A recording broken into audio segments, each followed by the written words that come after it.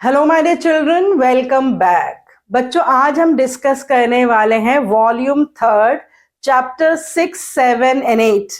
इन तीनों चैप्टर्स से related question and answers जो कि पूछ रखे हैं सैंपल पेपर 2024 और 25 में। कंबाइंड वेटेज इन तीनों चैप्टर्स की 20 मार्क्स है, 25%। 80 नंबर में से 20 नंबर के क्वेश्चंस इन तीनों चैप्टर्स से पूछे जाते हैं। तो आप समझ सकते हैं कि कितने इंपॉर्टेंट हैं ये तीनों चैप्टर्स। तीनों चैप्टर्स से कितने क्वेश्चंस, किस टाइपोलॉजी के क्वेश्चंस पूछे गए हैं और उन क्वेश्चंस को कैसे आंसर करना है, that all we are going to discuss today.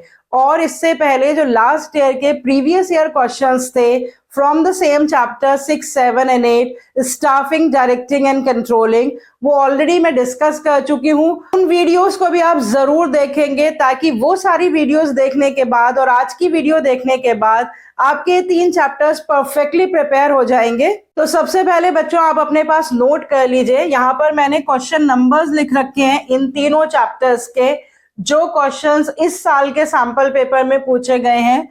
Chapter 6 staffing, इससे 4 क्वेश्चंस पूछे गए हैं। Question number 5, question number 9, question number 15 and question number 26।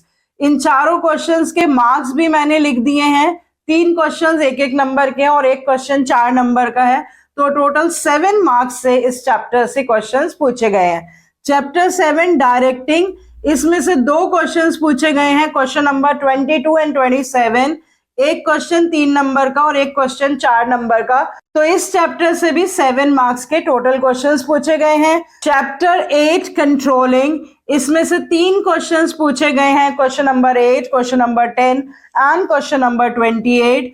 2 questions एक नंबर के और एक क्वेश्चन 4 नंबर का है।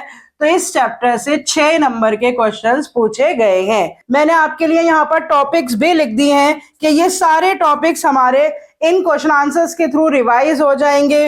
Recruitment, training, selection and staffing, ये टॉपिक्स हमारे चैप्टर 6 से रिलेटेड रिवाइज हो जाएंगे। लीडरशिप, कम्युनिकेशन, मोटिवेशन, ये टॉपिक्स हम डायरेक्टिंग में रिवाइज कर लेंगे। Features of controlling, importance of controlling, controlling का process and relationship between planning and controlling, ये सारे टॉपिक्स भी इन क्वेश्चन आंसर्स के थ्रू रिवाइज हो जाएंगे फ्रॉम द चैप्टर कंट्रोलिंग। 7 से 8 क्वेश्चंस इन तीनों चैप्टर्स से आ सकते हैं। किन टॉपिक्स पे क्वेश्चन आए हैं वो ज्यादा इंपॉर्टेंट है। इन सारे ही टॉपिक्स पे रिपीटेडली क्वेश्चंस पूछे जाते हैं। तो अब हम डिस्कस कर लेते हैं ये 8 क्वेश्चंस सैंपल पेपर 2024 और 25 के, और उसके थ्रू हम इन सारे टॉपिक्स को फिर से रिवाइज कर लेते हैं। तो चलिए स्टार्ट करते हैं with the discussion of 1 mark questions first. 1 mark के जो 5 क्वेश्चंस हमें डिस्कस करने हैं वो हैं question number 5, question number 8, question number 9, question number 10 and question number 15। उसके बाद 3 नंबर का सिर्फ एक ही क्वेश्चन है, दैट इज क्वेश्चन नंबर 22। और 4 नंबर के हमें 3 क्वेश्चंस डिस्कस करने हैं, that is question number 26, question number 27 and question number 28. Question number 5. Choose the statement that correctly highlights the benefit of using the external sources of recruitment. अब यहाँ पर 4 options दे रखी हैं। उन ऑप्शंस को हम पढ़ लेते हैं और फिर हम देखेंगे कि कौन सी ऐसी ऑप्शन है जो बेनिफिट बता रही है एक्सटर्नल सोर्सेज ऑफ रिक्रूटमेंट का। पहला ऑप्शन है competitive spirit among the existing staff, दूसरा reduction in the employees turnover, तीसरा helps in increasing the employees satisfaction और चौथा है develops a sense of security among the employees. External sources से sense of security तो create नहीं होता है एम्प्लॉयज के अंदर और उनका सेटिस्फेक्शन भी इंक्रीज नहीं होता है। इसके अगेंस्ट वो डिससेटिस्फाइड रहते हैं कि लोग बाहर से अपॉइंट किए जा रहे हैं। Reduction in the employees turnover benefit नहीं है। तो इसका मतलब जो पहला ऑप्शन है competitive spirit among the existing staff, ये सही ऑप्शन है, क्योंकि जब एक्सटर्नली लोग रिक्रूट किए जाते हैं तो एग्जिस्टिंग स्टाफ ये शो करने की कोशिश करता है कि वो उनसे ज्यादा बेहतर हैं, उसमें भी कुछ कैपेबल लोग हैं जो कि प्रमोट हो सकते हैं। तो इसीलिए एग्जिस्टिंग स्टाफ के बीच में कॉम्पिटिटिव स्पिरिट बढ़ जाता है। So this is the benefit of using the external sources of recruitment.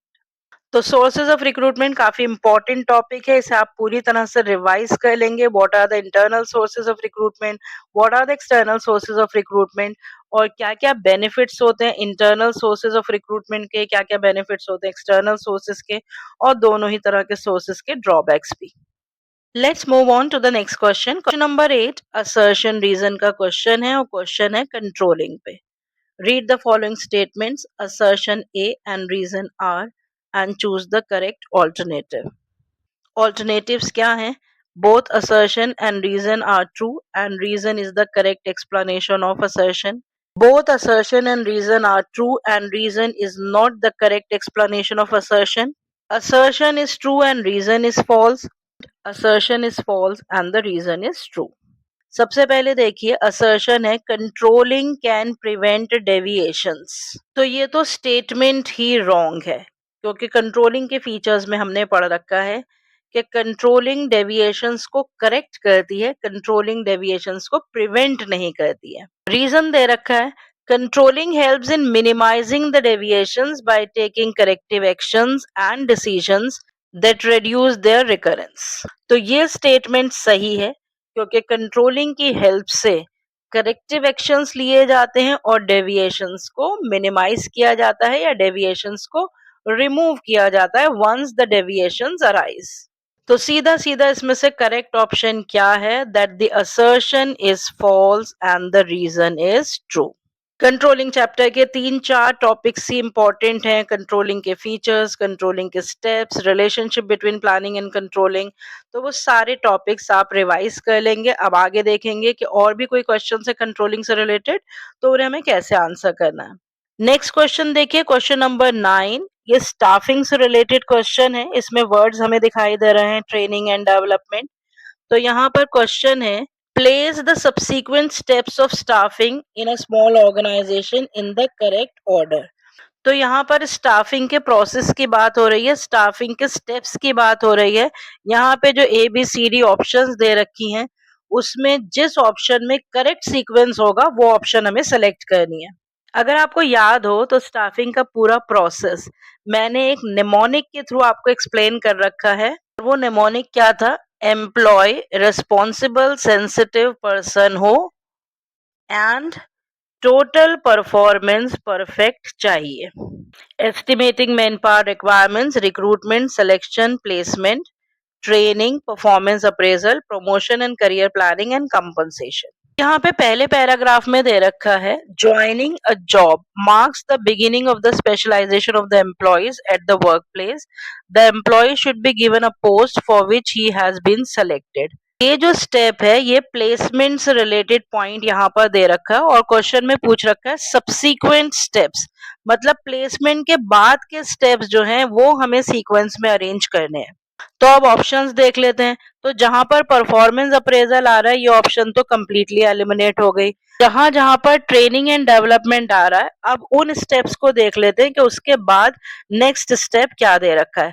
पहली ऑप्शन में यहाँ पर प्रमोशन है और दूसरी ऑप्शन में यहाँ पे परफॉर्मेंस अप्रेजल हो, यहाँ पर भी परफॉर्मेंस अप्रेजल है, तो ये ऑप्शन भी एलिमिनेट हो गई। उसके बाद लास्ट ऑप्शन में परफॉर्मेंस अप्रेजल के साथ आ रहा है कंपनसेशन, तो ये ऑप्शन भी एलिमिनेट हो गई।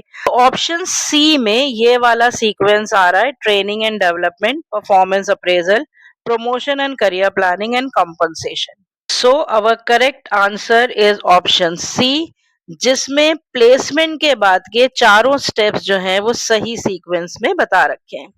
तो एक छोटा सा क्वेश्चन है जिससे हमारा पूरा का पूरा स्टाफिंग प्रोसेस जो है वो रिवाइज हो गया। स्टाफिंग प्रोसेस के 8 स्टेप्स होते हैं जो हमने इस नेमोनिक के थ्रू अंडरस्टैंड और लर्न कर रखे हैं। इससे आप कभी भी स्टाफिंग प्रोसेस नहीं भूलेंगे। तो अगर स्टाफिंग प्रोसेस से रिलेटेड कोई और भी क्वेश्चन आएगा तो आप उसको आसानी से आंसर कर पाएंगे। नेक्स्ट क्वेश्चन देखते हैं, क्वेश्चन नंबर 10। कंट्रोलिंग से रिलेटेड ये क्वेश्चन है, choose the correct point of significance of controlling. तो ये जो पैराग्राफ है ये हमें पढ़ना है, और इस पैराग्राफ में कौन सी इंपॉर्टेंस कंट्रोलिंग की हाईलाइट कर रखी है वो हमें सेलेक्ट करनी है। Spice works, a company providing financial services to its clients is keeping a close check on the employees' activities by using biometric and retina scanning as modes of assessing the office premises. in order to ensure greater security of information in the organization. तो अब जो different importance दे रखी है controlling की वो पढ़ लेते हैं. Controlling helps in the achievement of organisational goals. Controlling helps in ensuring order and discipline. Controlling helps in improving employees' motivation. Controlling enables optimum utilization of resources. तो इस पूरे पैराग्राफ में रिसोर्स यूटिलाइजेशन की बात नहीं हो रही है, एम्प्लॉयज के मोटिवेशन की भी बात नहीं हो रही है, कोई ऑर्गेनाइजेशनल गोल्स यहाँ पे मेंशन नहीं है जो अचीव करने हैं. तो हमारा करेक्ट ऑप्शन जो हमारे सामने आ रहा है, that controlling helps in ensuring order and discipline. क्योंकि बायोमेट्रिक मशीन्स का इस्तेमाल करके किस तरह का डिसिप्लिन इंश्योर किया जा रहा है ऑर्गेनाइजेशन में कि लोग टाइम पर ऑर्गेनाइजेशन में पहुंचे. So this is a question on the importance of controlling and the correct option is B. Question number 15 में आप देख सकते हैं कि ट्रेनिंग वर्ड हमें बार बार दिखाई दे रहा है. तो हमें यहाँ पर type of training which is provided by Shiv Kumar in his firm, इस टाइप ऑफ ट्रेनिंग को हमें आइडेंटिफाई करना है out of the options given below. अब हम केस स्टडी पढ़ लेते हैं. Shiv Kumar runs a legal consultancy firm in Chhattisgarh. Whenever the firm hires new employees, on the first day of joining, they are welcomed to the organization and are given details about the dress code, the lunch timings, introduction to the daily operations and fellow colleagues. सारे keyword से आपको समझ में आ रहा होगा कि किस तरह की ट्रेनिंग की बात हो रही है. They are also familiarized with the organizational policies and the procedures, emergency exits, evacuation procedures, etc.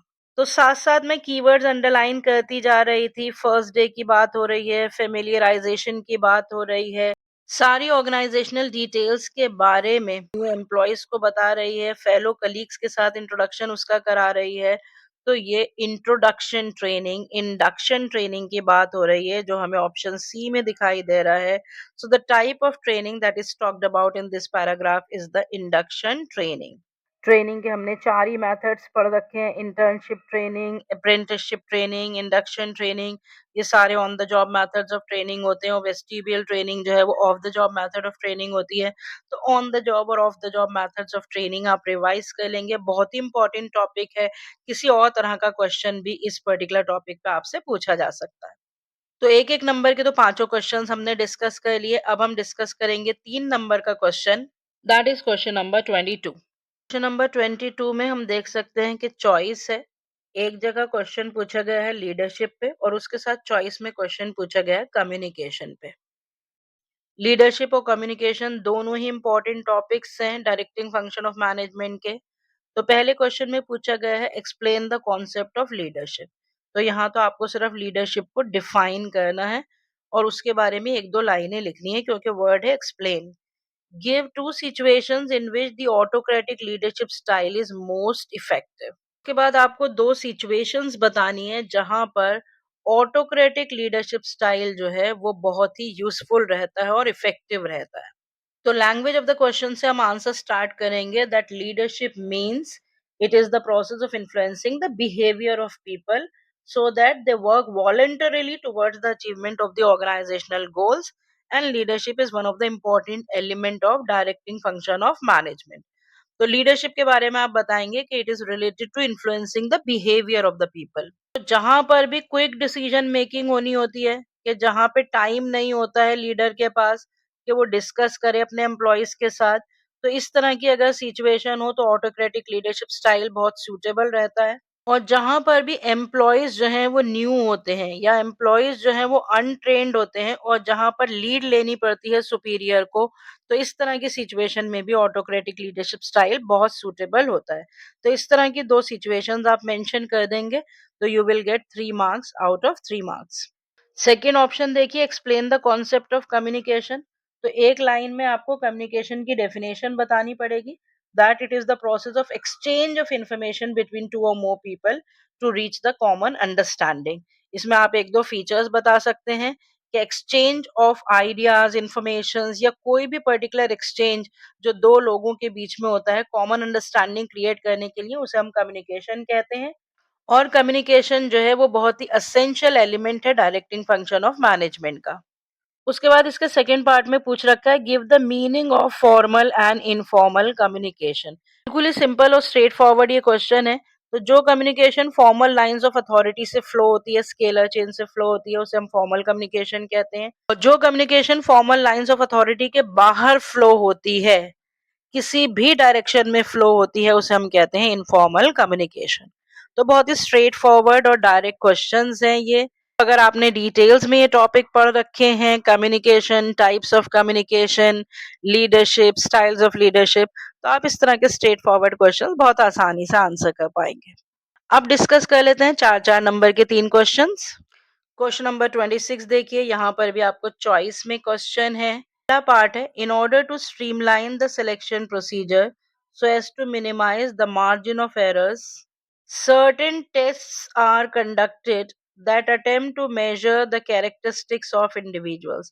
Explain any 4 such tests. तो जब हमने सिलेक्शन प्रोसीजर पढ़ा था तो उसमें हमने various types of selection test पढ़ रखे हैं। Intelligence test, trade test, aptitude test, personality test, उन सारे टेस्ट के आप नाम लिखेंगे और एक एक लाइन में उन सारे टेस्ट के बारे में बताएंगे। 4 नंबर का ये क्वेश्चन है, तो अगर आप नेम्स लिख देते हैं सारे टेस्ट के, तो 2 नंबर आपको नेम्स के मिल जाएंगे और फर्दर 2 नंबर आप एक एक लाइन जब उस हर एक टेस्ट के बारे में स्टेट करेंगे तो you will get another 2 marks. उसके बाद चॉइस में क्वेश्चन है ट्रेनिंग से related. Since the jobs have become more complex, the importance of employees training has increased. Training programs provide numerous benefits to the workers. Explain any 4 points that support this statement. इसका मतलब benefits of training to the workers, ये आपको बताने हैं 4 number के। तो पहले आप 4 हेडिंग्स लिख देंगे और फिर उन 4 हेडिंग्स को एक एक लाइन में एक्सप्लेन कर देंगे। ट्रेनिंग से एम्प्लॉयज की परफॉर्मेंस अच्छी होती है, ट्रेनिंग से सेटिस्फेक्शन ऑफ द एम्प्लॉयज बढ़ता है, ट्रेनिंग से एम्प्लॉयज के प्रमोशन के चांसेस बढ़ जाते हैं, ट्रेनिंग से वर्कर्स के एक्सीडेंट्स के चांसेस कम हो जाते हैं। तो इस तरह से आप पहले 4 हेडिंग्स लिखेंगे, benefits of training to the workers, के जो वर्कर्स ट्रेंड होते हैं उनको क्या क्या फायदे होते हैं बिकॉज ऑफ दैट ट्रेनिंग, और फिर एक एक लाइन में ये सारे बेनिफिट्स एक्सप्लेन कर देंगे। क्वेश्चन नंबर 27 देखिए, ये मोटिवेशन पे क्वेश्चन है। यहाँ पर हमें केस स्टडी दिखाई दे रही है, 4 नंबर की ये केस स्टडी है। तो पहले हम इसके क्वेश्चंस वाला पार्ट पढ़ लेते हैं, फिर हम केस स्टडी पढ़ेंगे ताकि हमें ये पता लग जाए कि इस केस स्टडी में से हमें क्या ढूंढना है। क्वेश्चन दे रखा, on the basis of the understanding of Maslow's need hierarchy theory of motivation, identify the human need that Bhanupriya has recognized in order to make the subordinates act towards the achievement of the organizational goals. तो यहाँ पे हमें एक ऐसी human need identify करनी पड़ेगी जो Maslow's need hierarchy theory की डिफरेंट नीड्स हैं, उसमें से हमें वो नीड आइडेंटिफाई करनी पड़ेगी जो यहाँ पर बात हो रही है। उसके बाद सेकेंड पार्ट में हमसे पूछा आइडेंटिफाई एंड एक्सप्लेन 2 इंसेंटिव्स। तो आइडेंटिफाई भी करने हैं, तो 3 नंबर का अगर ये क्वेश्चन है तो आधा आधा नंबर आइडेंटिफिकेशन का होगा और एक एक नंबर उसकी एक्सप्लेनेशन का होगा। तो अब हम पैराग्राफ पढ़ेंगे और साथ साथ कीवर्ड्स अंडरलाइन करते जाएंगे कि out of the various 5 categories of needs that are given in the Maslow's need hierarchy theory, यहाँ पर कौन सी नीड की बात हो रही है, और फिर हमें वो 2 इंसेंटिव्स भी आइडेंटिफाई करने हैं जिसे भानुप्रिया ने यूज करा है to improve the performance of the employees. When Bhanupriya joined as technical head of Logic Lotus Innovators, she was keen on increasing the productivity and profitability of the company. However, she observed that the employees were demotivated as no attention was given to their work. So the workers were given little freedom to make decisions. अगर workers को decision making का freedom नहीं दिया जा रहा है या उनके वर्क के ऊपर प्रॉपर अटेंशन नहीं दी जा रही है, तो उनकी कौन सी नीड्स फुलफिल नहीं हो रही हैं। तो वर्कर्स की एस्टीम नीड्स जो हैं, जो ईगो नीड्स हैं, वो यहाँ पर फुलफिल नहीं हो रही हैं। Basic needs, security needs, social needs की यहाँ पर बात नहीं हो रही है, यहाँ पर बात हो रही है वर्कर्स के एस्टीम की, कि उनको प्रॉपर अटेंशन नहीं मिल रही है और उनको फ्रीडम नहीं दिया जा रहा है डिसीजन मेकिंग का। यहाँ पर सिर्फ आपको ये नीड आइडेंटिफाई करनी है, उसका आपको 1 नंबर मिल जाएगा। अब सेकेंड पैराग्राफ पढ़ते हैं। Bhanupriya decided to stimulate the employees by giving each worker T-shirts with their name on it. She also decided to include workers in the work committees. जहां पर टी शर्ट्स दी जा रही हैं वर्कर्स को with their name on it, तो उससे क्या किया जा रहा है, वर्कर्स को रिकॉग्नाइज किया जा रहा है। तो ये नॉन मॉनेटरी इंसेंटिव है और इंसेंटिव का नाम है एम्प्लॉयज रिकॉग्निशन। दूसरा इंसेंटिव है including workers in the work committees. तो जो वर्क कमिटीज बनाई जा रही हैं, जो डिसीजन मेकिंग कमिटीज बनाई जा रही हैं, वहां पर वर्कर्स को इंक्लूड किया जा रहा है। तो ये इंसेंटिव है एम्प्लॉयज पार्टिसिपेशन। और जो 4 नॉन मॉनेटरी इंसेंटिव्स होते हैं ना, जिसमें कभी-कभी बच्चे कंफ्यूज होते हैं, employees recognition, employees participation, employees development, employees motivation, इसको मैंने बहुत अच्छे से एक्सप्लेन कर रखा है with the help of case study and the keywords, ताकि इस तरह के इंसेंटिव्स आइडेंटिफाई करने में बच्चों को किसी भी तरह की प्रॉब्लम ना हो। तो यहाँ पर बहुत क्लियरली उन कीवर्ड्स से हमें पता लग रहा है कि employee recognition and employee participation, इन 2 इंसेंटिव्स की बात हो रही है। इन दोनों इंसेंटिव्स को आप आइडेंटिफाई करेंगे और फिर इन दोनों इंसेंटिव्स को आप एक-एक, 2-2 लाइनों में एक्सप्लेन करेंगे। क्वेश्चन नंबर 28 भी इसी वॉल्यूम का क्वेश्चन है। Explain planning and controlling are both forward looking as well as backward looking functions. तो relationship between planning and controlling यहाँ पर आपको एक्सप्लेन करना है।